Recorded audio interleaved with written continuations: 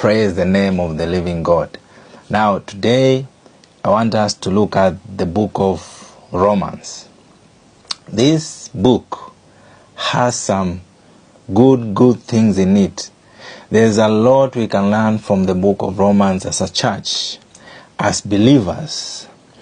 And this book, that is the book of Romans, that Paul dictated this book to a disciple, a Christian secretary by the name of Tertius.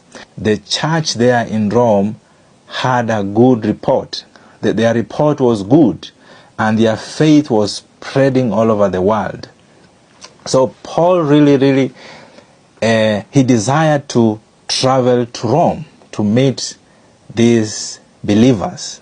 And as he desired to travel to Rome, he also looked forward to go to Spain in order for him to extend his ministry of preaching the good news, the gospel. Now, Rome was founded in 753 BC. And by the time of Paul, Rome had a population of about 1 million people. Some say 4 million. And by that time, Rome had 400 temples, which most of them were dedicated to the pagan worship. So imagine a church that confesses to be a follower of Jesus, a true worshiper of God through his son Jesus Christ, in the midst of a city like this. Rome really invested in roads. By the time of Paul, all roads led to Rome. So Rome was at the center of trade and commerce by the time of the early church. So you might be asking yourself, how did a church begin in Rome?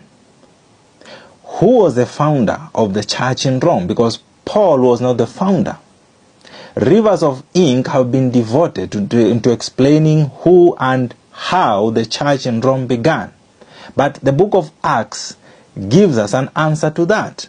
In Acts, the book tells us that during the time of Pentecost, that there were people who traveled from all over the world to Pentecost, to Jerusalem. And some of these were Romans, proselytes. So we highly believe that some of the people who were present at the time of Pentecost and people from Rome went back with this message, and the church in